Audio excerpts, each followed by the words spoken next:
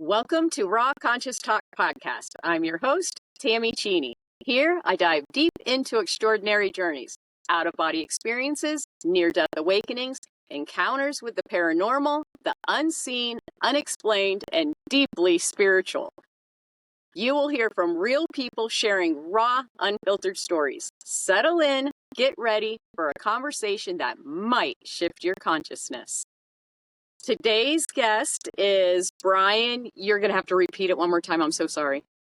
Last It's okay. name. It's Duszczak Americanized. Bryan Duszczak. And why don't you go ahead and just tell the guest a little bit about yourself and some backstory to before your experience started. Fair enough. Grew up in the suburbs of Chicago.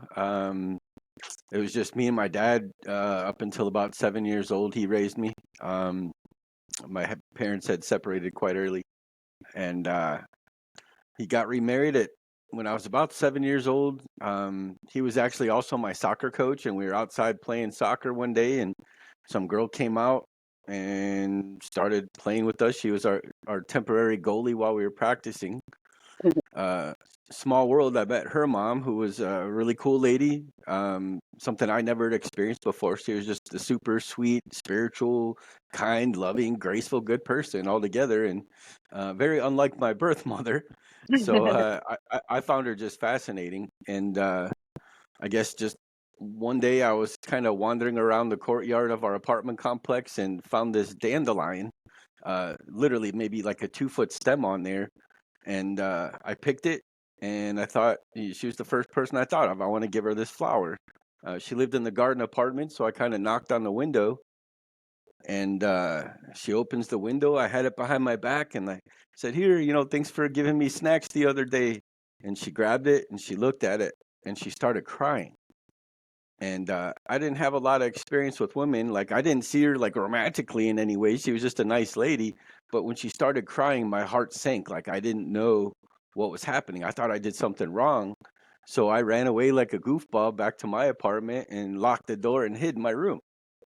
The girl that was her daughter told her where we lived. So she came upstairs, knocked on my door, and my dad answered the door. And she explained what just happened, and he went and got me, and they let me know everything was okay, and we're going to be fine, and you're not in trouble. Well, son of a gun, I think it was about 5 months later, they got engaged, and a year and a half later, they got married. So Wow, this nice and lady she became your stepmom? she became my stepmom. Wow. And it was really cool kind of how all that went down. In some ways, I feel like I chose her because she was just such a nice woman. And, she was very different than my dad. He was kind of atheist, very militant. He was in the military. And she was very, he would say new agey. I don't fully believe in new agey, as a More term. like spiritual? But yes, Spiritual? quite. Okay. She did meditate. She did Yep. do yoga, which I found super weird at first. She took us to wakeful dreaming courses where we meditated as a group when I was just 8 and 9 years old. So I was already kind of Wow. doing those things with That full-on was adults around super me. cool. Did you have Yeah, experiences at that time when you were doing that? absolutely. And my now stepsister, she was very Christian, raised very Christian, and she kind of shied away from it, but I was very into it. I couldn't absorb enough. Anything I really asked about, she probably had a book about it. Like, my birth mother's Native American, so I asked about that, and she'd throw me a book about Native American medicine and herbs. Um, Wow. I was curious about astral or out of body type stuff, and she'd happen to have a book on hand, and I'd read that. Not sure if you've heard of Whitley Strieber or his book Communion or the series Communion about being abducted by aliens. Yes, I have actually. Yes, I have. It's been a while, but I study all of that stuff. I never stop studying, ever, I every day. I finished all 3 of those books before the end of 7th grade. So Wow. I was kind of into Wow. those things. Yeah, and I remember in high school even sitting in a room with some friends, staring at a white wall, trying to see each other's auras, and sending each other telepathic messages and seeing, okay, what am I thinking right now? So I was open to those things. And then, Were kind of you life hit. so sorry? Were you opened at that time to do telepathic communication? Were you doing it? I would say I was running my own experiments in a way, but not very vocal about it. Okay. Like I would think of a thing and try to, as weird as it sounds, like kind of see if I could put it in somebody's head, and if they, like think of Mm-hmm. a beach ball, think of a beach ball, think of a beach ball, and hope that they said something about a beach ball in the next few minutes. On rare Right. occasion, things would pop and happen, and it kind of freaked me Right. out a little bit. But on occasion, things would hit, and sometimes they wouldn't. Um, and then life hits. I got out of high Right. school. I had a very fortunate chance. Have you ever, by chance, heard of the Rainbow Family of Living Light? It's an actual organization, a non-organized organization where there's usually about 10,000 people camping in the national forests right around the 4th of July. So Hmm. right after high The school. rainbow gatherings, is that what you're talking about? Oh yeah, Yes, my man, that's the friend, one. I have a friend here that just went to a rainbow gathering. It was in Yep. Illinois or Missouri. That sounds about right. Yeah, yeah. I've Mm-hmm. been kind of following them still on Facebook, but in Mm-hmm. '93, somebody told me about it. After high school, I went on the road for a few months and I was seeking my spiritual self again, and that's where I went. Yes. So I had a chance to kind of hang out with different, like everybody's invited. It doesn't matter what your background is. They want you there. Right. Let's discuss it. What are you into? So I did get a chance to meet like Sufi monks, Buddhist monks I've stayed with. Hare Krishnas were pretty cool. Uh, Mm-hmm. Rastafarians, Native American medicine people of all different kind. That whole summer, I got to just absorb, and I would ask everybody, like, what do you believe? What are you into? What do you know? I wanted to know more. I just always Right. felt like I don't think one position or one belief, I don't think is the only belief. I think everybody, as we were kind of talking about earlier, has a piece of the puzzle. And Right. in my teens and 20s, I was kind of that heavy metal rock and roll guy, a little aggressive in some ways, but yet I held a big part of what I learned when I was on the road inside, and I still had that spiritual urge, but you kind of get trapped in the 9 to 5, chasing the cheese, paying the bills, Mm-hmm. and No, I had kind I of left everything 10 years ago. I've been on the road for 10 years. I've traveled the whole United States over and over and over and over and over again. that's So, amazing. I've been, if you look yes. at my Facebook Marketplace, I've been looking at mobile homes and RVs, Mm-hmm. Mm-hmm. um, just hoping someday that I get a chance to do that again. But I got to Mm-hmm. get my finances right again in the near future first. But Right. so yeah, chasing the cheese into my 20s, 30s, got married in my 30s, and got in a very serious career in sales, and I had actually gained a lot of weight. I was Mm-hmm. steady wrestling in junior high and high school at about 150, 160, Mm-hmm. and I had ballooned up. Last time I had checked the scale, I was passing 245, and Wow. yeah, and had gained Wow. So eating a somewhere. lot of fast food and stuff like that, or just not really eating healthy? I was in the office 14 hours a day, and it Mm-hmm. was my four main food groups were pizza, donuts, bacon, Yes, coffee, and all the exactly. fast food, door dashing Hmm. it to the office, door dashing it to the office, and Right. it got bad quick. My buddies were Hmm. patting on my stomach, saying, "How far along are you?" and teasing me about it. And when it's happening slowly, you don't really notice when you look in the mirror. But I Hmm. went from a 32 waist, and I was pushing 36 was tight. Yeah. So Yeah. Yeah. yeah, Yeah. quite a few belt sizes, and and finally enough was enough. I kind of looked in the mirror one day and I was just, I got to start losing weight. So I got Hmm. back down to like 220-ish, I think I was at. Hmm. And coincidentally was eating a chicken bacon onion pizza one day and sucking down a 2 liter of Sierra Mist. Oh gosh. And I thought it was indigestion, but right here, I guess under the right side of the ribs. Just whoa, what was that? It was a sharp, but yet a hot, strange, not good pain. Mm-hmm. Um, thought it was indigestion. The wife who I was fighting with at the time told me to take some Pepto, and that didn't do anything. And if you've ever had tunnel vision before, just the outside of the parameter of your where you normally can see was starting to get starry and like staticky, like when you turn off a Mm-hmm. TV or put it on channel 3 back in the day. Mm-hmm. Um, I was just not feeling good, and then the shortness of breath ensued, and that's when I really started panicking. Like, I can't catch my breath. This is not a good feeling. Mm-hmm. Um, asked the wife, I'm like, look, we got to go to the hospital. You just got to take me. I don't feel right. Something's terribly wrong. You can hear your heartbeat in your head, that throbbing Mm-hmm. going on. Mm-hmm. And that was the big day. She took me to the hospital. Like I said, we were fighting, so I got out of the car and she literally peeled away in my Chrysler 300 Mm-hmm. and just drove off. Um, Can I ask if you feel comfortable about this, can I ask you how Sure. old you were then? 43. 43. 43. Okay. This Okay, was 43. Wow, July you're 9th of you're real young 28. still. Yeah, I guess, like to Mhm. me, when I was a teenager, 40 was old. Now that I'm 50, looking back, I still don't feel old. So I'm happy about that. Right. Yes. But yeah, she peeled away, and, you know, I call it, walking the longest mile. It was only about 30 steps to get from, where you drop people off to the door. Mm-hmm. But I'm telling you, that last 10 steps when the door finally opened, and, I look to my left, and you've got to fill out paperwork, and Mm-hmm.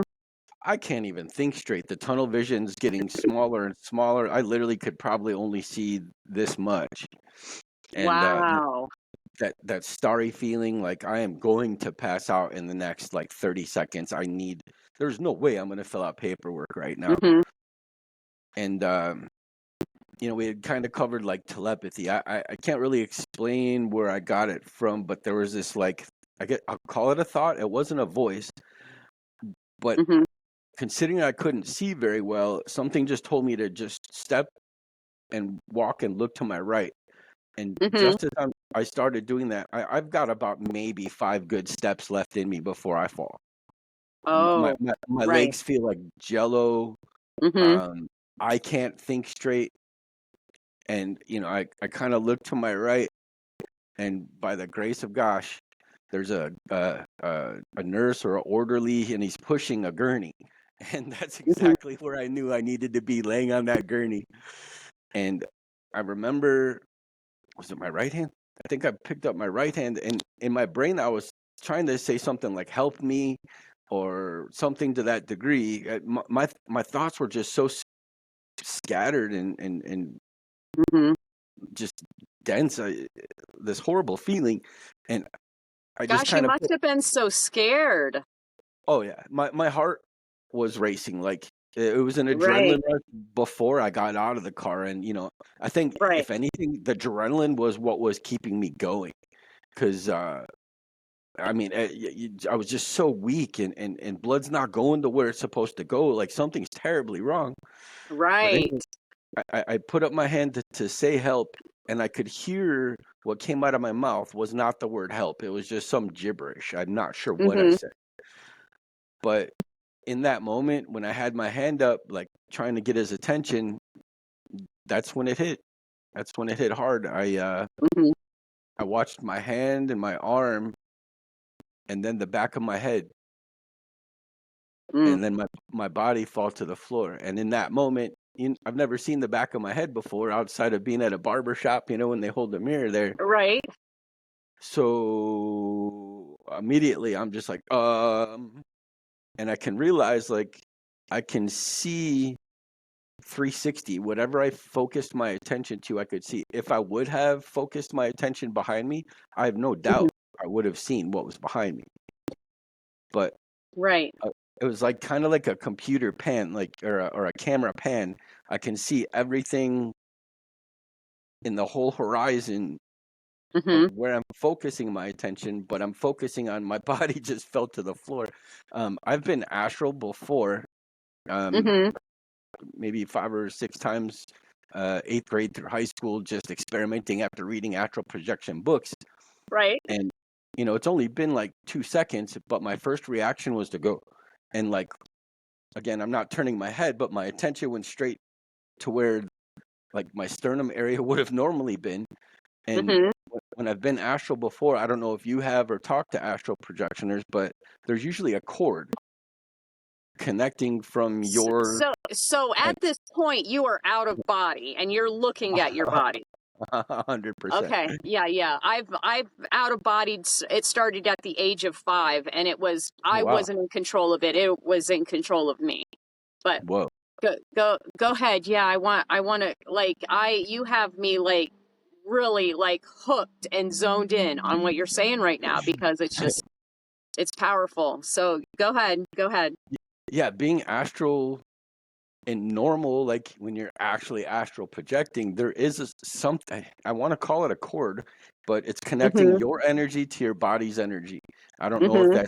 that's keeping like your soul connected or whatever the case is, but I look Mhm. down, no cord. I'm not connected to my body. And in Mhm. that, and it's only been like 3 seconds. I'm like, oh gosh, oh gosh, oh God, I'm dead. I'm dead. This is what they talk about when they say you can see everything going on around you as a soul. Like, I'm like, oh my God, oh my God. And I'm like, okay, but like, how can I see, but I don't have any eyes? And I don't have a brain because I'm out of my body, but my soul can think. So I'm like, okay, I'm consciousness right now.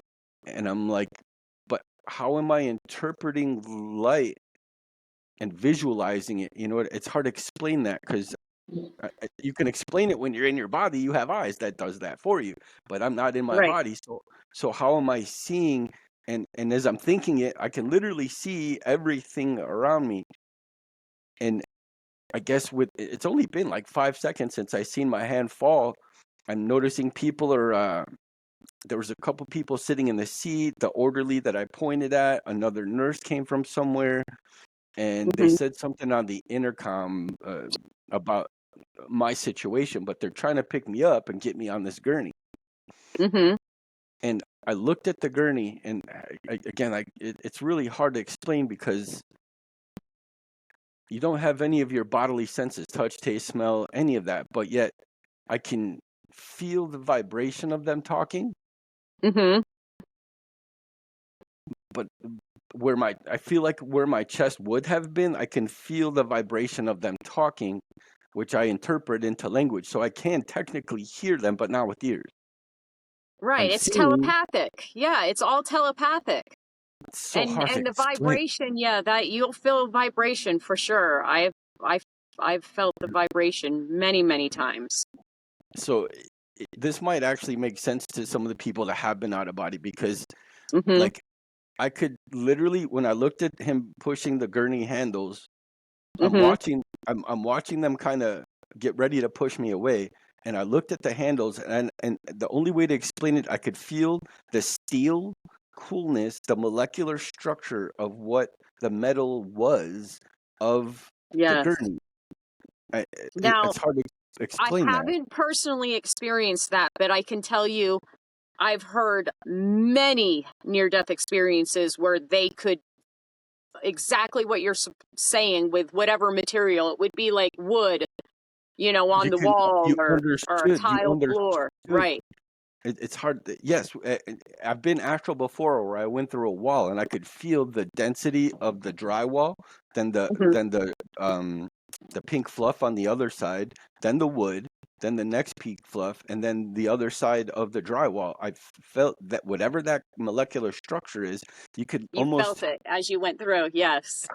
you could almost taste it. Is a way to Mhm. explain it, but I have no tongue. So that was really freaking me out. I Right. remember also the orderly's clothes. The lady that the second nurse that came to assist me. I looked at her. Uh, what is that? Teal, gray, blue, green, blue, whatever. her clothes, and I felt that molecular structure of the material. It's such a strange thing to try to explain, Right. but in that moment, I know that I am dead, and again, I don't have a heart or adrenals, but I could literally feel my energy pulsating in a panic, like, oh no, oh God, I'm dead. Oh God, oh no, I'm dead. And Right. and and and, and it's only been 15, 20 seconds maybe. And in this time, as I'm, kind of getting past like the whole I'm dead thing, I'm like, wait a minute, I didn't finish my mission. I'm like, oh Hmm. God, God's gonna be so mad. I'm like, oh, I had so much to do. Like I didn't finish my mission, but yet I couldn't and still somewhat can't recall what my mission was. But I knew I had the mission as Brian to be here. Hmm. And and I also knew that being Brian in this body was a fraction, a teeny piece, whatever, I'm 50 now, but my Hmm. soul in my timeline has been here for eons before. Then Hmm. there's Brian, and then I'll be here for eons after this body's done.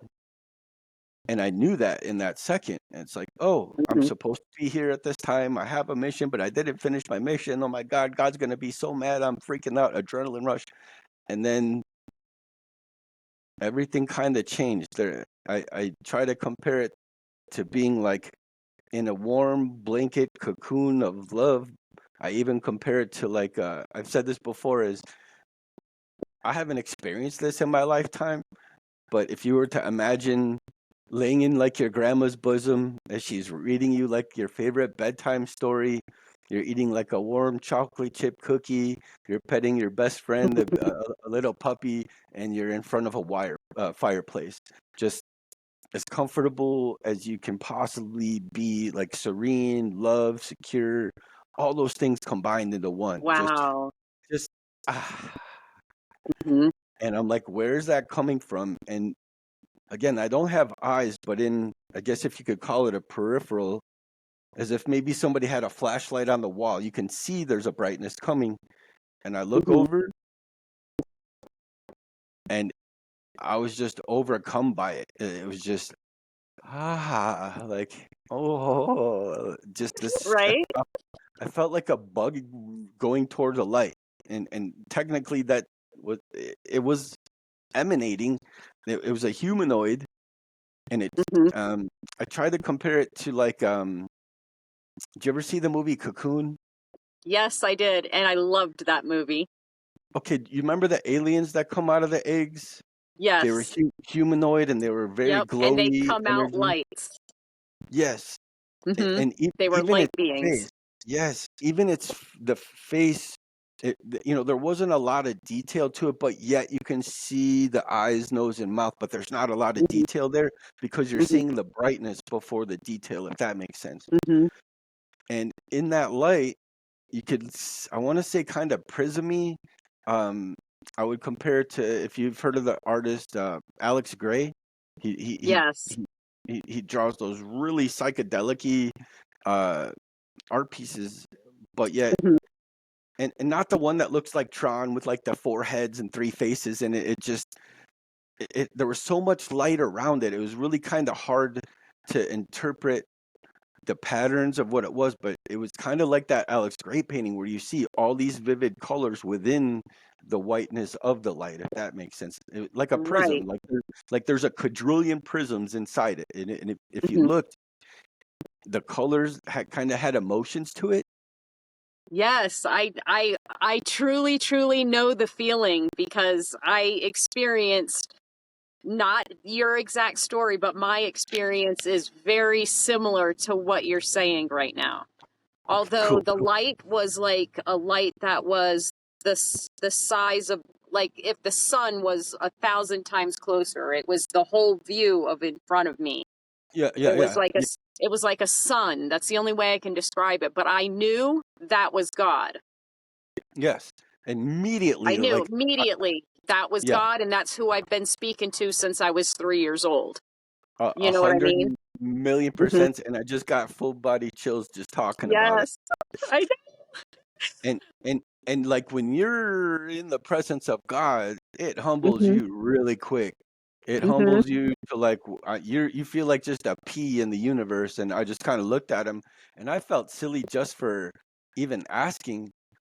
I look over, and he's kind of giving me this like, and immediately I felt like, wait, you know me? And I'm like, are you God? And he's all like, duh. Like you could sense the sense of humor on him. He was coming to me at my level because I'm a kind of jovial dude. I goof, I play, I joke, Right. I kid, and he's just like, duh.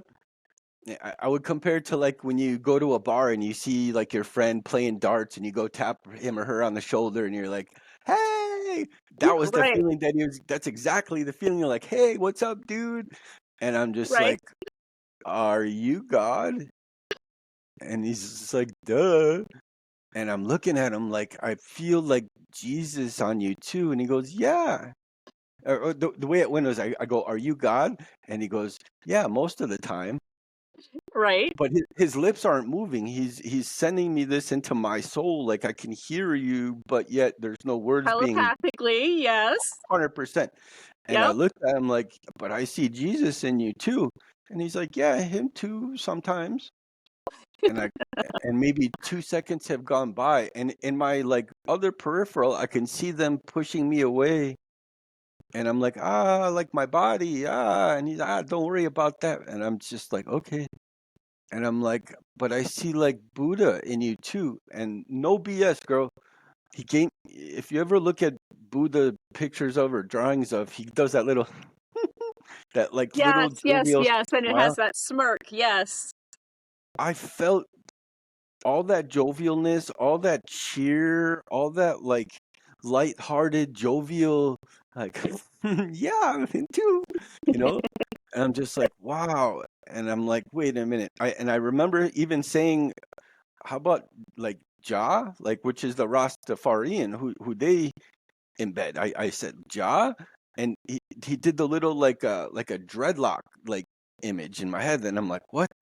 And I'm like, I see Krishna, and I'm like playing trivia with them, and I'm like Krishna, and the second I even thought the word Krishna, he showed me his blue self with that crown that Krishna wears, and did something kind of Right. like ancient Hindu pictures. You'll see him doing like the weird hand jive thing, and it just all clicked in my head, like, oh, that my stepmom, showed me all these different deities and entities, and wanted me to be open to all of them. And I realized, like, yeah, I've always been an omnist, and this is why I'm an omnist, because you are you're all of it. You're the thing we're all praying to. It doesn't matter what name you call it, doesn't matter where you came from, what language or whatever. You are where we're sending that energy to. You're God. You created this. You're the all. You're the all-seeing, all-knowing, omnipotent. You're Right. that. And even though we have different names, some people say Krishna, Buddha, whatever, I get it now. Yes. It just clicked in my head immediately. Like, oh, yeah, that means you're the entire energy of all things that are. And I see Including that. us. Including us. Oh, yeah. We are all. Yes. It's funny that you say that, because Hmm. looking back, I've had to meditate on this a lot and like try to remember Hmm. exactly what I saw. And I remember when I said there was that like cocoony type blankety feeling. Hmm. Even though I'm looking at him to my right, that blanket, that cocoon, it's connecting our energy. Hmm. We're we're connected. It makes sense looking back that we are all of that God energy. We're all, yeah, we are all. We are also the I am. We're just wearing meat suits. I like that term. That I do that use that which on is occasion. within us. I mean, even Jesus himself is greater as that is which is within you than this which is in the world. You know what I mean? And I do believe that is what he was Hmm. trying to show us Hmm. until men kind of messed up, I know, I know. and rewrote it. I did all the history and I did I study everything. And so yeah, we're Jesus said you're the light of the world. You are the light of the world. We all are. I believe that. He said for himself, I'm the light of the world. You are it's been spread apart in the scriptures, but he says, I'm the light of the world. And then later on, he says, you are the light of the world, the salt of the earth. You know what I mean? Oh yeah. We are the light of the world. We're just wearing meat suits. And we know that we go on because we leave this meat suit behind and we continue. And mind you, it's only been 25, 30 seconds since I saw my hand fall to the floor. And I'll tell you what, girl, time is completely different. Time is Yeah, there's no completely different. time. I don't ever remember feeling time in any of my out of bodies or my near death. There's no time. It just doesn't exist there. Time is something that was made up by man. It's a man-made construct. And I see how we fall into that to be able to schedule and timeline and do things. I see how you fall into that, which, right. like I said, I saw them kind of roll my body away as I'm paying attention to God. I mean, this takes priority right now. But so you're dual. You're seeing both sides. You're seeing them roll you away, and you're there. You got 1 foot there, 1 foot here, basically. I would say for about 15 Earth seconds is when this conversation happened. I can still remember seeing them pick me up, put me on the gurney, push me away. But yet, as soon as that light enveloped me, my attention went there. But yet, almost subconsciously, in a way, I could still see. You were still there. I've done that many times where I'm in both places. In fact, I've done that like 90% of my life. Okay. And literally, like I duel all day, every day. I'm always dueling. It's been my whole entire life, so I don't know how to just be human. Same. I know more of the spiritual realm than I do the human self. And I've always said personally for myself, I feel like I'm alien. Like I literally feel like I'm alien. And I've always known this earth is not my home. I've always known that. I can relate. It's like, it's so hard to be human, you know? It really is. I don't know how to be it because I know all this 90% of other things.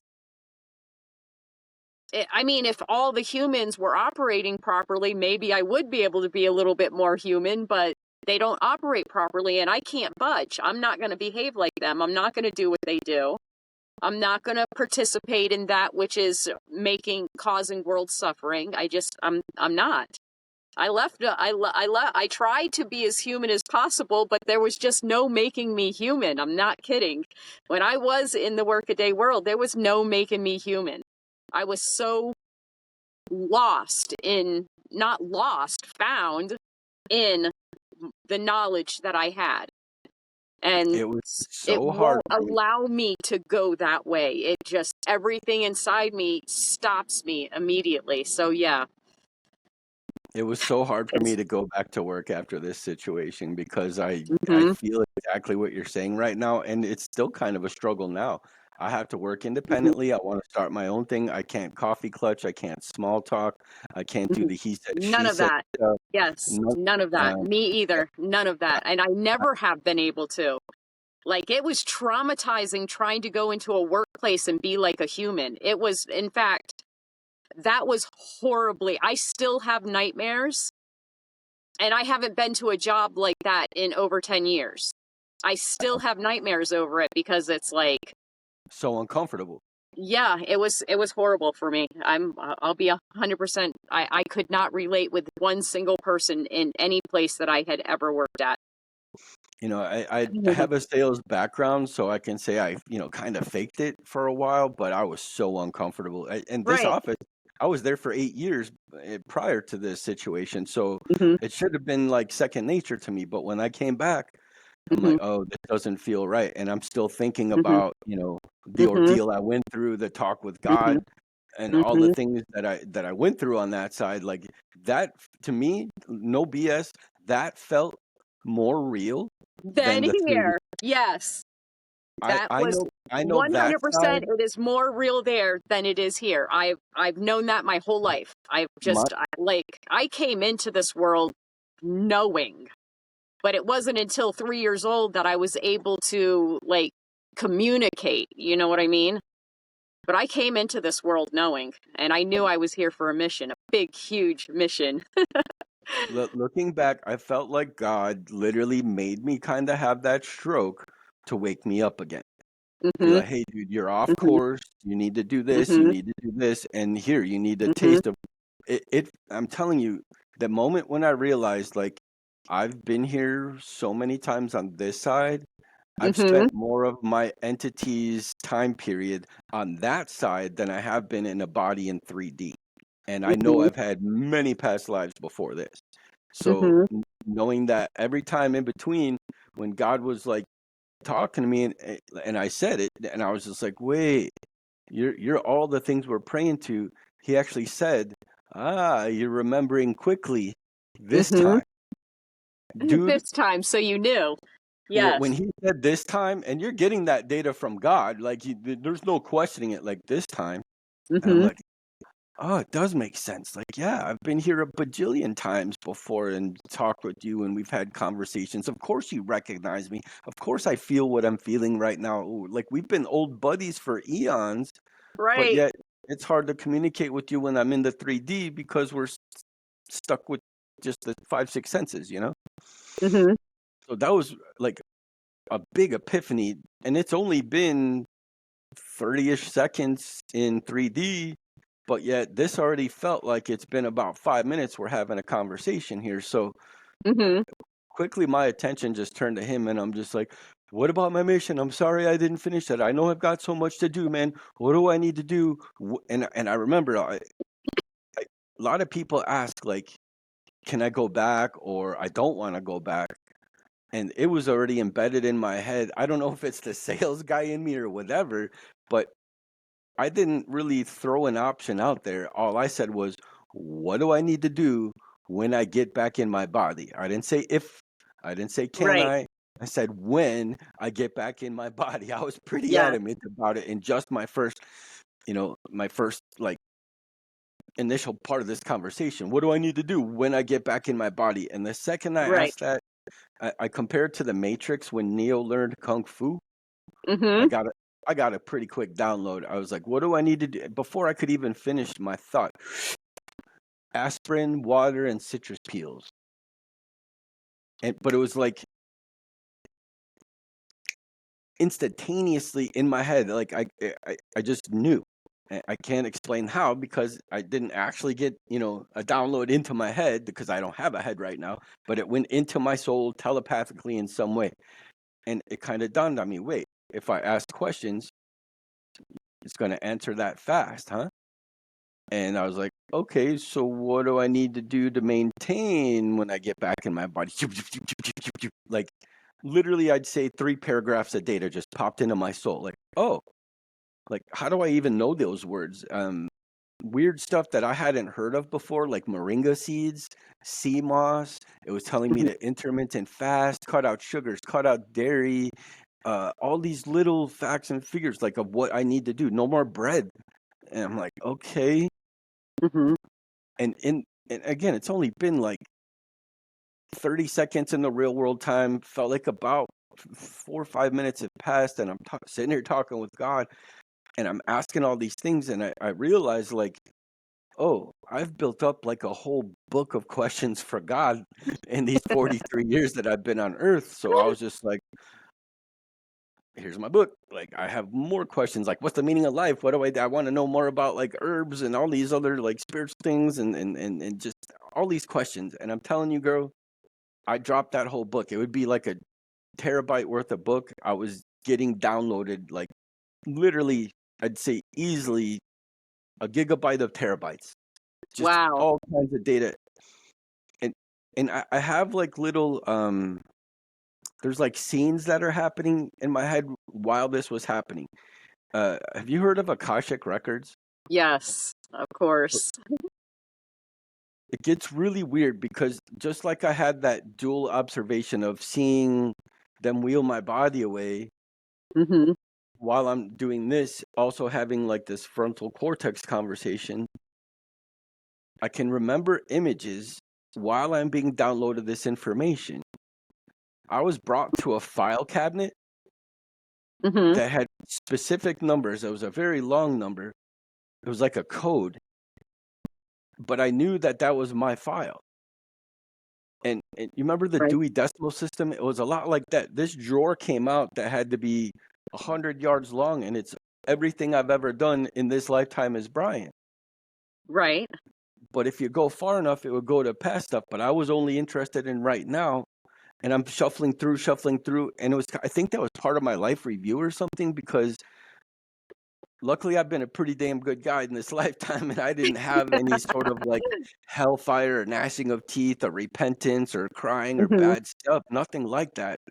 Mm-hmm. It was just more like looking through the files, which was stuff I already knew because I know my life. But like while I'm Mm-hmm. asking these questions, I'm going through books, and I remember there are other students here. There are other entities around me, and we're at desks.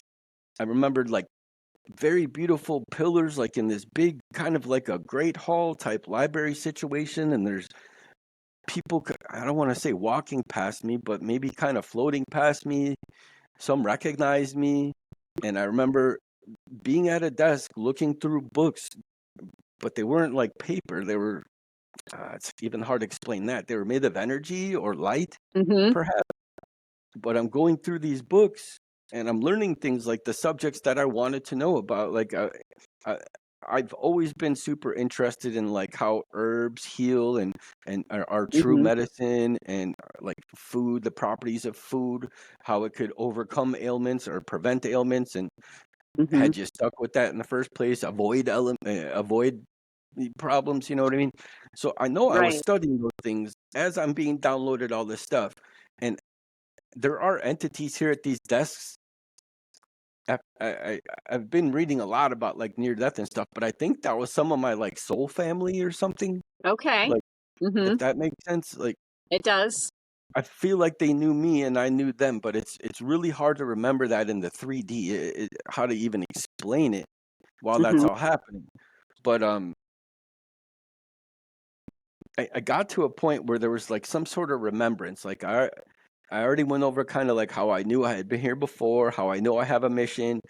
Still not clear what that is. I need help with that recall, but I remembered something more. Um, I can't remember the initial thought, but something just kind of dawned on me. Like when the light bulb just goes off in your head, I was like, wait, there's something more. And immediately, if you could say like when you're in a normal neutral vibration in the 3D, we're just chill. Like when you get excited, your vibration goes up. When you're Mm-hmm. positive vibe. When you're sad or depressed or anguish or fear, your vibration's low. You know, you're Mm-hmm. just. Mm-hmm. But something was like, oh, all you got to do is raise your, and just immediately, if I could say like a normal neutral vibe would be like, I went Mm-hmm. from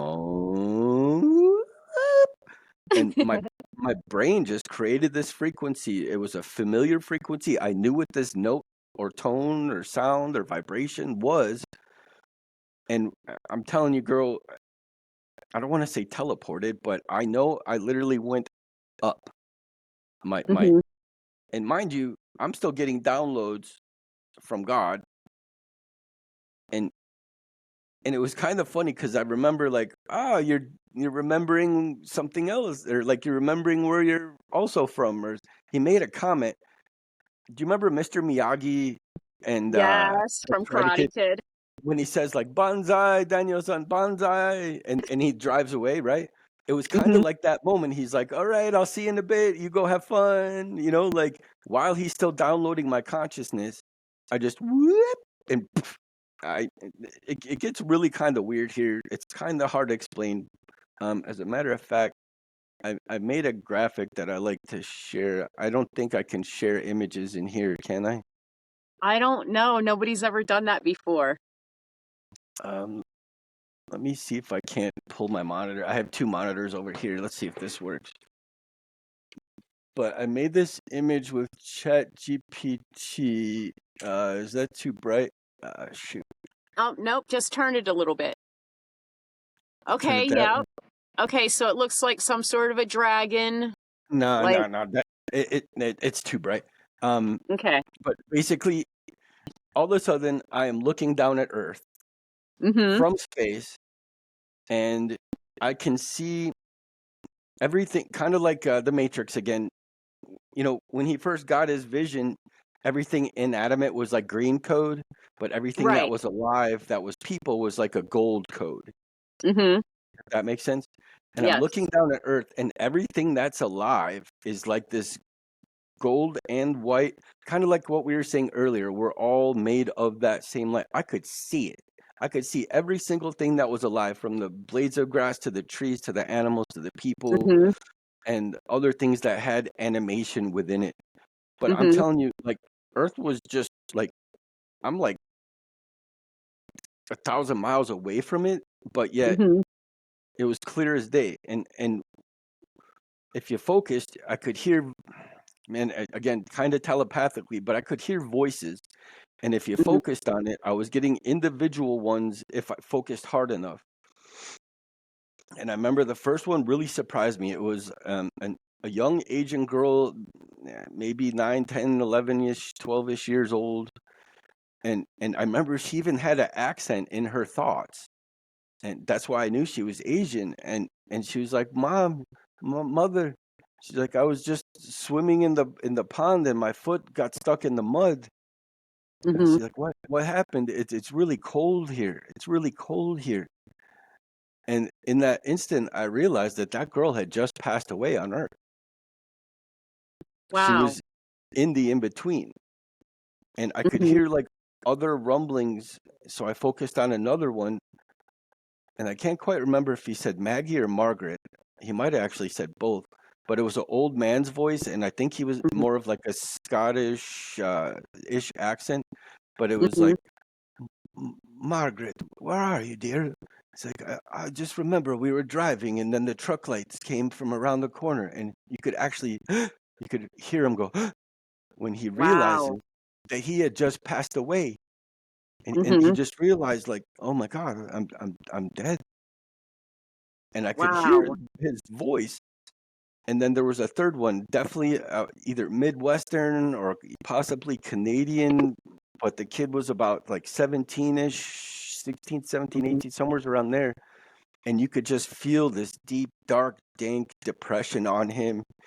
And he's like, I probably shouldn't have swallowed all those pills, but I just couldn't take the pain anymore. Uh, Mm-hmm. my mom's gonna be so sad, and I'm so sorry, Mom, and to my friends. But like I could feel the Mm-hmm. energy of what he had just gone through. It was like so much depression and pain and Mm-hmm. anguish. But each one of them, I could feel their vibe, so to speak, of what they were feeling at the time. And I'm realizing really quickly, like, oh, these are all people that literally just passed away, and I don't know if they're in the in between Mm-hmm. or some people say purgatory, and that's a little too religious for me. I don't like to use that because Mm-hmm. it sounds creepy, right? Mm-hmm. But like in cohesion, I'm realizing, like, okay, I just had God meet me when I was in the in between. Where was God for these people in the in between? Mm-hmm. Like, who meets them? And like, Mm-hmm. where's their person or spirit or source or Right. whatever? How come I in my first so many seconds, boom, God was there for me. Well, where's God for these people? And I'm Mm-hmm. like, what do they have? And I again, I'm looking down at Earth, and kind of like earlier where God was up to my right, I kind of look up to my right, and son of a gun, if there's not more very, very similar to God, but a little bit not as bright as God was. But Mm-hmm. there are entities, literally humanoid, looking Alex Gray, like from Cocoon. That there's Mm-hmm. two of them, and they're floating up here. And I just kind of, I was very quiet. I was very still, like I'm watching something very important going on. Like, oh my gosh, who are these people?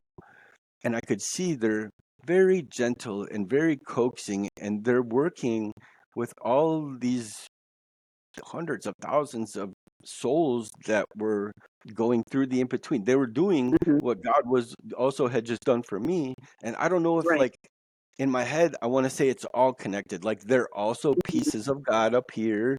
Hmm. I could see how people would observe them as angels if that was their frame of mind when they passed. Hmm. But they're being so gentle and trying to help answer these Hmm. questions and help these people that maybe they're younger souls that are in this in between, but they're trying to coax them. And I'm looking at, I have a theory about what you're saying. sure, please. Um, because you were on a mission to come back immediately, that's probably why you experienced it the way that you did, where it was all these downloads and, it all happened as soon as you went on the other side, everything started happening.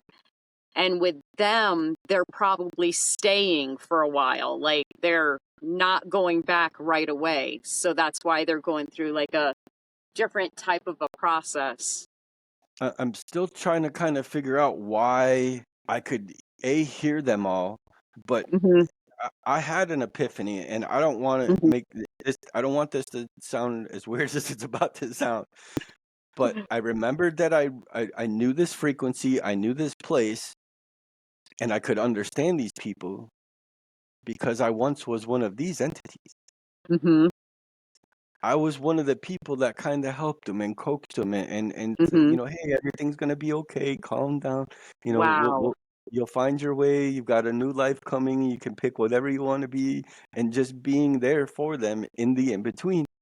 And just Yeah. as that, like I recognized this place. I felt comfortable here. I've Hmm. compared it to like much like when so I worked at that last job for 8 years, and you come into work, you buzz yourself in, you go sit at your desk. It's familiar to you. Your phone's there, your Hmm. computer, your monitor. This is your workspace. That is Hmm. exactly the same kind of feeling I had when I was up here. Right. I felt like literally I'm in my workplace. I've worked here. That's how I know this place. That's how I knew that frequency. And Wow. just as it dawned on me, uh, again, there was two entities up here, up to my right, and they were like ginormous. I forgot the name of that movie, but it's a bunch of superheroes, and there's that giant blue guy. I forgot what he's called though. I think Just I know what you're talking about, but I can't think of the name either. But he it's was like all the it's master cartoonish, right? And it's all the superheroes. and he's glowing, right? And they're Right. like literally as big Hmm. as that in Hmm. comparison to what I am at this moment as a soul body. And Hmm. I'm looking at him and I'm like realizing like, wait, I used to work here. Like this is my space. That's how I can feel their vibe and hear the voices of these people in the in between. Just as that dawns on me, the one of these two entities looks down and goes, and I'm looking at him. I felt like I was just trespassing somewhere. I shouldn't be here right now. Like, am I in trouble in the spirit world already? I just got here, man. And he looks at me and he's like, hey, buddy. He's like, what are you doing up here? And I'm like, I don't know. I just died. I'm just trying to get back into my body. And he's like, he starts nudging the other entity that was next to him. And meanwhile, like I'm realizing like, oh my God, these guys are so shorthanded right now. It's like there's just two entities up here trying to help these hundreds of thousands of people in the in between. And like I said, it kind of dawned on me Hmm. that they are shorthanded because a bunch of us volunteered to come down to earth to do whatever it is we're supposed to be doing. I realized that. And they took it upon Hmm. themselves to take on more projects so we could Hmm. get down here and do what we need to do.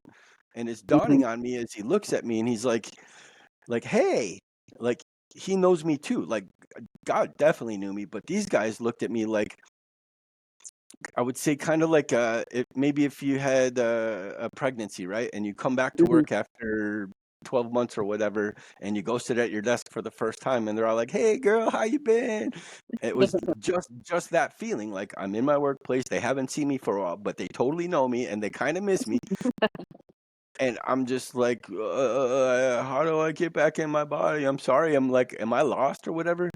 Well, Hmm. the one nudges the other one who's like, hey, look who it is. And I remember him saying a name.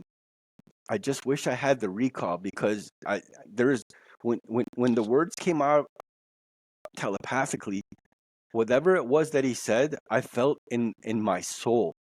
It is my true name. It's my soul's name. It's whatever I've been for all these lifetimes and the in-betweens, it's my soul's name, not the individual body's names in 3D, but it was my soul's name. Like I felt it and it made me glow. And when he said it, I think I became brighter because I felt like I had like quadrupled in energy and like this positive feeling like yeah, that is my name. But gosh, I wish I could remember what it was. And I'm just like, yeah, I'm just trying to kind of get back in my body. And the second one that he was nudging, it had a very female presence, but yet neither one of them, I would say, like they were more androgynous, neither male nor female. But this one definitely had more of a female-ish type feel to her. And I hate to call it her because like there was no organs, there's no chest, you know what I mean? There's no Right. way to determine that, but you could feel it in the prism of their light. I recognize that prism and I recognize it as more of a female leaning entity. That's the best way to explain it. And even she was surprised. She looks at me like, hey, buddy, what are you doing here right now? Like, wait a minute. She goes, you knew this was going to happen. And I'm like, huh? She's like, yeah, you knew you were going to be here right now. In fact, you gave me something to give to you just in case this happened. So now it's verified that they know me. We're homies. We hung out, and I gave them something to give to me in case I died, which here I am. I'm like, okay. I was like super confused by it. And meanwhile, while this whole thing is happening, I can still sense that part of me is down there with God, still asking that book of questions, still getting more downloads. And I'm telling you, girl, there was Google bits of terabytes that I don't think an FBI warehouse could handle the data that was being poured into me at the time. But I'm focused on this at the moment, and I'm just like, what do I need to do? And she's like, hey, I'll be right back. And kind of, I could compare it to like if we were at work, that she literally went down a hall to go to a janitor's closet storage to go get whatever it was that I gave her to give to me in case this happened. And she kind of just poofed away. Like you could sense that she's just walked off. And this new first entity was like, all right, well, give me a report, man. What's going on down there? And I'm like, man, you wouldn't believe it. I'm like, they're poisoning the water. They're poisoning the food. There's been slavery. There's all kinds of horrible stuff. Like everybody's got to just work to be on this planet. Why do they have to work to be on a planet? Like they're busting their asses. They're not doing, these people weren't made to be shoemakers or restaurant clerks or taxi drivers. They're not doing what they needed to do when they got here. I'm like, it's getting really, really bad. I'm like, it was the craziest. It made sense while I was there, but I'm like, you need to send more warriors to help me out. You need to send more people to help me down here. I can't do this by myself. Like, you need to send more. They're like, he's like, relax. We are sending more, but you need to wake up more people. You need to help wake up more people. That was part of your mission. I'm like, huh? Okay. How do I do that? And just as I'm trying to get that answer out of him, the other entity comes back and has got this, I'd say it's about yay big in comparison, a ball. It's this, you could see, it's kind of hard to explain, but if you were to look at like a clear bowling ball, right? The outer layer of it was like kind of like blacky silvery, but inside it looked just like a lava lamp. It was this red and orange and white, like just moving masses of bubbles, and it was kind of sparkly. And I would even say there Wow. was like an energy, like electricity inside it, like almost like lightning in there, and there's stuff moving, and it's just swirling, and you could just see it's like resonating and pulsating and just whoop, whoop, whoop, whoop, whoop, whoop, just I looked at it, it was kind of intimidating. I'm like, I gave that to you to give to me. Like, what do you do Wow. with that? I have no idea. And she's like, all right, here's what you gave me to give to you in case this happened, and just threw it at me. And mind you, It would easily be like 200 yards away, but it just happened so fast. She just threw it, and I'm panicking as I can see it coming towards me because how am I going to catch this? I don't have any arms. Right. I'm just like, wait, whoa, whoa, whoa, whoa. Poof. And it hit me, and I'll be danged if that wasn't the moment that I opened my eyes in the real 3D world. Literally, there was no space in between. As soon as that touched me, I'm looking, Wow. and the orderly that I had Pull originally. your mic up just a little. It kind of went down a little bit. There you go. Can you hear me now? Yep, better. Yep. The orderly that had picked me up, or that I had pointed at when I went out, is rubbing on my sternum with his knuckles to wake me up, and I just and I kind of look down like, what are you doing to me? And I look, I've got IVs sticking out of me, and I'm just like, and he's like, hey, you're up. He's like, can you say your name? And I said my name, Bryan Duszczak. And he's like, oh, good, you can talk, and you're not even slurring. He's like, do you know where you are? And I'll say the G-rated version, but I said, I better be in a flipping hospital because I feel like crap. And he, he just laughed. He's like, "Hi, you still got a sense of humor." He's like, "Good, that's a good sign." He's like, "Look, man, good news, bad news. You know, bad news first. You just had an ischemic and hemorrhagic stroke." He's like, "We caught you right in time. We gave you the blood thinner to break up the clot. But the bad news is it broke up into 3 different clots. Like one's going to your brain, one's going to your heart, and one's going to your lungs. But we're more concerned about the one going back to your heart." And he's like, he actually had already put the needle into my IV line of this whatever syringe, and he says, "This is the knockout juice. This is going to knock you out for about 8 to 12 hours." He said, "They're prepping the OR right now. We're about to cut you open and crack open your ribs, and you're about to have open heart surgery." Mm-hmm. And I'm just dumbfounded. You know, if you've again, for people who've been astral, the moment you get back, you feel this strange, staticky feeling of energy around you. There's a hum in the Mm-hmm. air. It's really hard to explain, but if you've been that, you'll know what I was talking about. That was all around me, Mm-hmm. and I'm still getting like, I guess I'll just say it was telepathic, but I didn't say the following words. Like, I didn't think to say the following words, but yet they came out of my mouth. And I didn't think to move my hand, but yet my hand went up and put on his hand as he's ready to push that plunger. And Mm-hmm. my mouth said, "No, we're not having any surgery today. Take me to a private room. I know what I need to do." Mm-hmm. And that took me, what, 3, 4 seconds to say. And I'm telling you, girl, every hair on his arm stood up. He started shaking as he's got his thumb on the plunger. And I was looking him dead ass in the eye, and his pupils just went like I Wow. scared the crap out of him, or he felt something, or whatever it was. And I'm not sure what was going on with him, but it was as if God just went and pulled his thumb off of that plunger and pulled it out of my IV line. And Wow. he goes, "I don't know why, but I believe you." He said, "What do you need? What do you need, buddy?" I said, "I need aspirin, I need water, and I need all the citrus you could bring me now." And Mm-hmm. he's like, "Okay, let me take you to a private room. I'll bring you aspirin, I'll bring you water, and I'll bring you citrus." It was like a Jedi mind trick. Like, these are not the droids you're looking for or whatever. Right. Like, I literally put that GB on him. I can't explain it, what just occurred.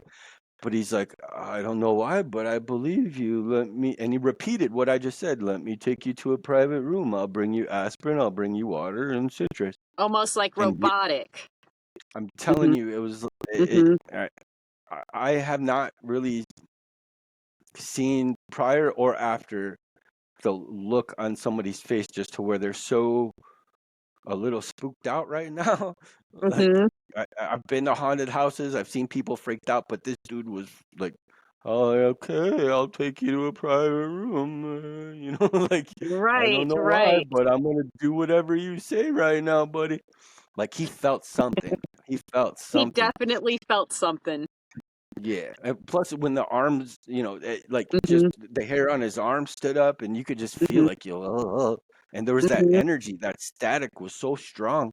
Right. So, you know, 20 seconds later, I'm in a private room, and then maybe a minute or so passed, and I'm just still feeling the hum, trying to figure out what just happened. And the door opens, and I joke when I say it, but Hillary Clinton's little sister comes in the room with some paperwork, and I had to sign the release forms to waive responsibility on the hospital because I'm denying open heart surgery right now. Right. So I signed all 6 of those, and I was like on the second to last form, and the nurse comes in, opens the door, and the OR doctor comes in. He had just been scrubbed, and he's holding his gloves, and he's looking at me like, "Sir, you've got like 7 minutes. You're gonna have a heart attack. Like that clot's gonna travel to your heart. We should have cut you open already. We need you to come in. Like you need to come in here. You're going to die." And Mhm. I'm just like, I know what I need to do. I need citrus, I need aspirin, I need water. And as I'm saying it, that orderly comes back in. He's got a tray with 2 pitchers, 2 packs of aspirin with 2 each inside it, and like this big old bowl with a couple grapefruits, couple oranges, limes, lemons. And Mhm. I think that was it. I can picture it in my head. I think that was it. So immediately I took the aspirin and I started crushing it in the pack with the actual water pitchers. Started crushing it like I swear, girl, they thought I was gonna snort that right off the table. They were looking at me like, "What's this guy doing?" Instead of just taking them, I something just knew that it would take too long for my body to break it up, and Right. then I've seen people that have taken like Excedrins that end up with ulcers because it'll burn a hole in your guts. So my brain's just telling me to crush it up, put it in the water. I'm swirling it around and chug maybe a third of the whole pitcher, like very Mhm. quickly. Mhm. And then I turned towards the limes, I believe it was first, and I started peeling them, but I was putting the peels in my mouth, not the fruit. Mhm. And I start mushing it up because that's a really bitter, really strong, kind of horrible taste. But yet I was craving it, like second Mhm. nature. Like I need as much of this in my body as I can get in a shortest period of time. So I'm peeling away like a crazy person. I even remember I ripped my nail on some grapefruit. Mhm. Like while digging it in there, like I pulled the nail from the skin a little bit, and now there's like this acidic grapefruit juice in my thumb while it's Right. bleeding a little bit, and that was really painful. Um, but I just kept shoving all different kinds of peels in my mouth, taking a little more of this aspirin water, and I think I'd gone through about 3/4 of that first pitcher, Mhm. and I worked my way to the grapefruit. I remember that. And luckily, the orange tasted the least worst, so I started diving into the orange, Mhm. and I swear I can't explain it any other way, but telepathically it popped in my head. I heard in a deep tone, a very serious tone, cough now, cough hard, and don't stop coughing. Mhm. And when you get a voice like that in your head, after being what I just went through, girl, I didn't question Mhm. it. I Mhm. just okay. And I want to say right around the third or fourth cough, I Mhm. felt a pop and then a squish, as if literally as if a jellyfish just went into my ventricle or whatever, into my heart, because you could Mhm. feel like the first initial pop was like Mhm. the beginning of the clot, but there's this weird gelatinous feeling, like just a squishy, gushy, like you ever mushed up Jello in your mouth, Yes, yes. kind of like that, like gelatinous feeling for Mhm. about 2 more seconds while I'm coughing, and I'm just kept coughing. And mind you, I remember the nurse saying, I forgot what the word or term was, medical term, but basically my heartbeat was getting irregular real fast. You know, it's Mhm. already, and then it just as the coughing started, and I flatlined. Mhm. My heartbeat just for a good, I don't know, 7 seconds maybe. As I'm coughing, Mhm. there's there's a clot in my heart. I'm having the heart attack right now, and I'm just chewing on a piece of grapefruit peel, coughing.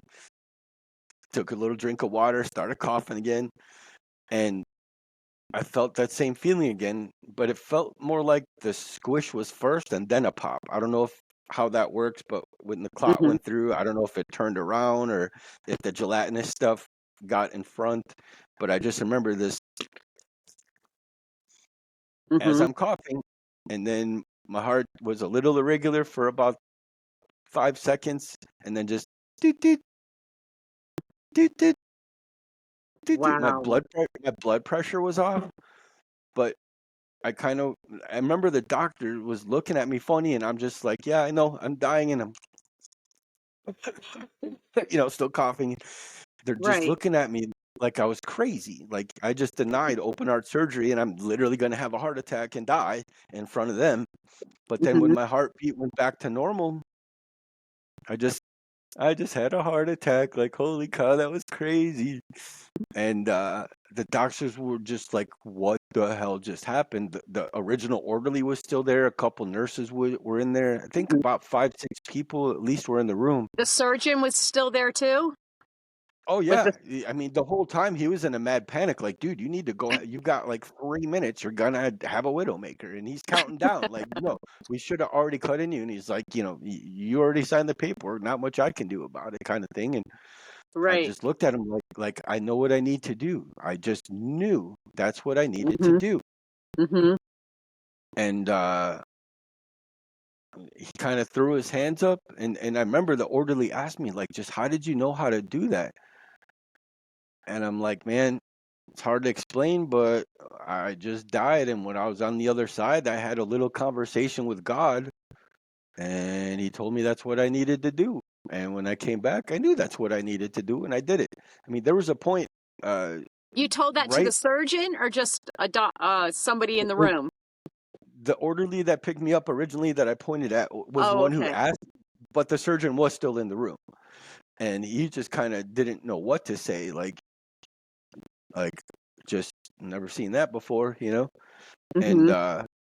even I can't remember what he said exactly, but that orderly he did say something. Just he's like, I've never seen something like that before. That's just crazy. And I think he said something like, I've heard other stories of people talking to God, like when they were in the in between. Mhm. But he's like, that was a first for me, something of that nature. I wish I could Right. remember what he said. Well, that's a first for me. But Mhm. at one point, when the coughing started, I remember the two nurses that were in the back. I forget what they're called, but the the jump starters, Yeah, the jump starters. eh, I can't think of the name of them. The paddles. de- defibrillator. Yeah.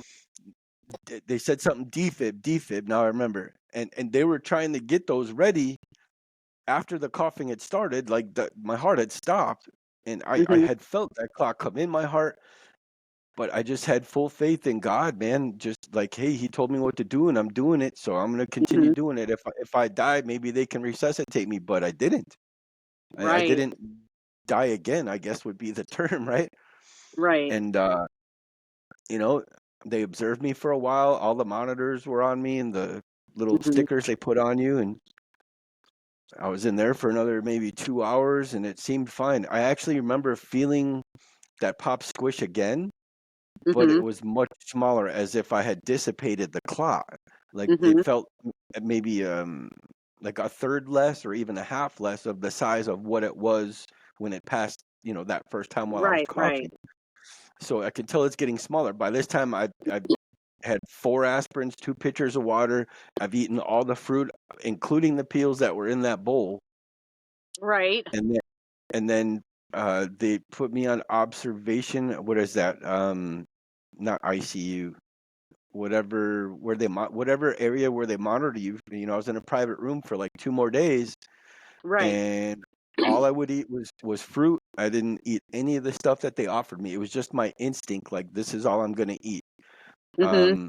The third day I completely fasted, and then I started kind of remembering the downloads, like, oh yeah, moringa seeds, oh yeah, intermittent fasting, oh yeah, no more bread, no more dairy, no more soda, no more this. Like it was all kind of Mm-hmm. slowly coming back to me. So you know, 3 days later, they made me sign some paperwork with a note to come back for I think it's called an MRI when they check your insides again.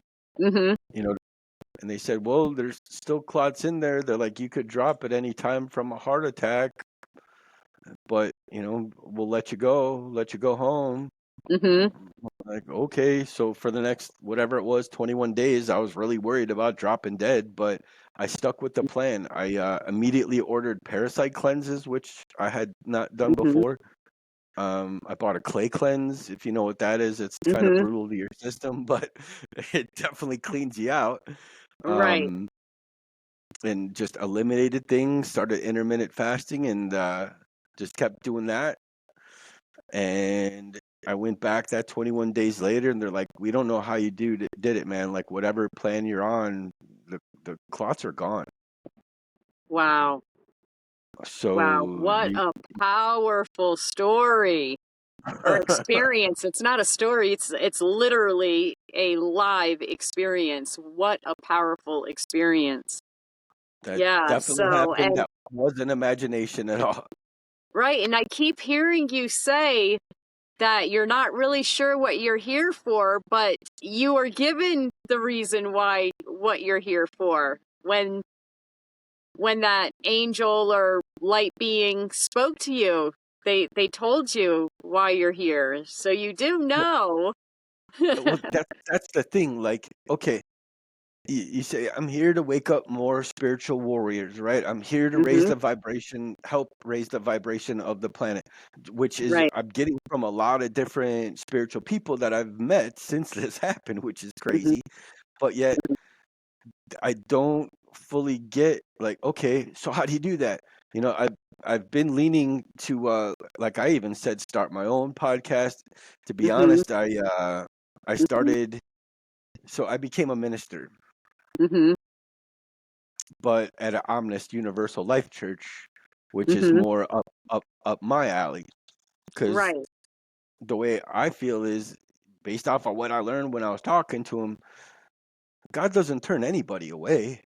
So Right. in my head, I want to have like an open door church. Whatever your background is, whatever you've learned in your lifetime, you're another piece of the puzzle. I want to know what Mhm. you think, and we just add to the conglomeration of belief and realize there's truth in a lot of these things. You know, outside of some Mhm. people with psychopathic type thoughts or maybe even Luciferian Satanism, sacrificing stuff. No, no, no, no. That's not Mhm. in my wheelhouse at all. Mhm. But everybody else, I think, is holding a piece of the puzzle. I mean, that's literally Mhm. the impression that I got. Like he's everything that we're praying to. So if I Mhm. feel, and I've noticed a lot of people, especially in the last like 6 months to a year, and some longer, but are feeling this calling, this Mhm. feeling to do better, to start working out, to start eating right, to clear their Mhm. mind of negative stuff and let go of trauma. And, you know, there's Mhm. this trend happening, but we're all getting this internal spiritual calling Yes. Yes. to And do there's better, more to raise NDEs our own. happening now where people are leaving, coming right back. They're instantly changed and they're instantly on a mission. Like NDEs are just happening non-stop now, non-stop. And children are Yeah. being born in, being remembering their mission. And a lot of them, and they're generally being diagnosed with autism. I know who I am, but I am diagnosed with autism. But I think that that's the only name that humans could make up for it. But most people that are autistic, they're connected to the other side more than they're connected to this side. So now children are coming in. Like, I homeschool my son. He's 14 years old. He's never been a part of the school system because I already know the full truth about the whole school system. And so these children are being born in that are remembering their past lives. They're remembering what they came here for, that they're on a mission and they're supposed to do this, this, this, this. And the parents now are turning to homeschooling and fostering that. Like how you said when you were a kid, was it your aunt that was, or no, it was your Stepmom. stepmom. Yep. It was your stepmom, and she was fostering all that because you probably, what happens is when kids come in, they immediately are put in preschools or daycares, and the manipulation begins to happen to bring on fear and control. So because they fill their heads with all this memorization stuff, they forget who they are. But there's so many parents now that are not putting their children in the school system because now, 20 years ago, I would talk about what I'm talking about right now, and it was all like conspiracy this, conspiracy that. You can't not put your kid in school, No, you Right. can not put your kid in school and choose to teach them a whole completely different way. And allow them to make their own choices and be independent. You know what I mean? Like, they know who they are. And even if they don't remember what their mission is, you have to allow them to do that on their own. Allow them to know what the truth is, but also they're here on their own journey, and you have to let them figure it out, whatever that is, regardless of whether it goes into the spiritual side or just being very human, And so, yeah, it's huge. And the only name that the doctors can put on it is autism. That's the only name they can put on it. So, but it's people that are coming in that are already, and I believe that you came in as an already fully enlightened being on a mission, and you've always known it your whole life. In the back of my head, Mm-hmm. looking back, I can say that I chose this lifetime. I Right. chose the trials and tribulations, the dramas and traumas that happened early set me to where I became very empathetic and can read Right. people, read a room, and feel Yes. people's energies. I get that. Mm-hmm. But then Mm-hmm. also, choosing Nancy as my stepmom was a huge catalyst that I know, Mm-hmm.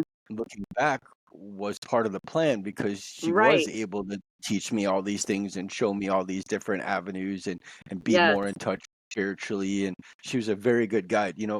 There's I'm sure you're familiar with Dolores Cannon. I love her. Yes, absolutely. I know who she is.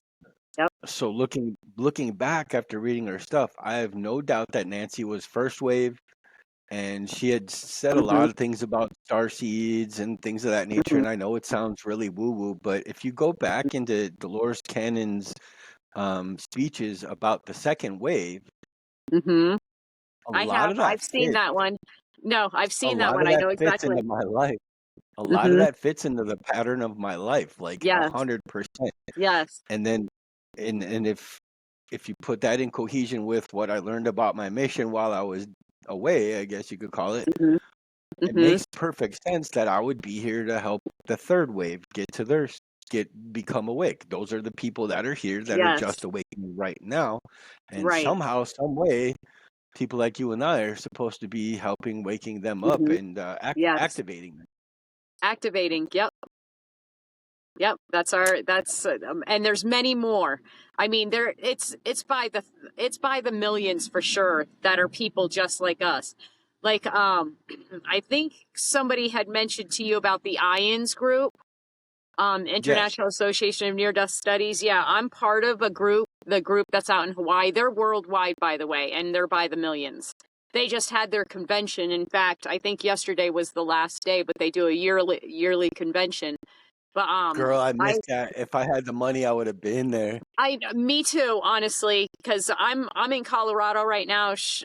It was in Chicago. Chicago's not that far away from me. It might sound far to other people, but because I've traveled the whole U.S. so many times, if I have to go 500 miles, that's like down the road. So, but I wasn't able to financially afford it either. And so, I wasn't able to go, but I'm hoping to go for next year. But why don't we go ahead? We're going to go ahead and, wrap this up, and, I'll give the closing speech, and we'll talk after we get off the recording. Cause I know you got to go and you have work and stuff, tomorrow. So we'll go ahead and close this out, and I definitely want to chat with you, once we stop recording. So I'm going to do the closing. Yeah, for sure. Thanks Thank for watching, you guys. so much for watching. If you've made it to the end, I would love to hear from you in the comments.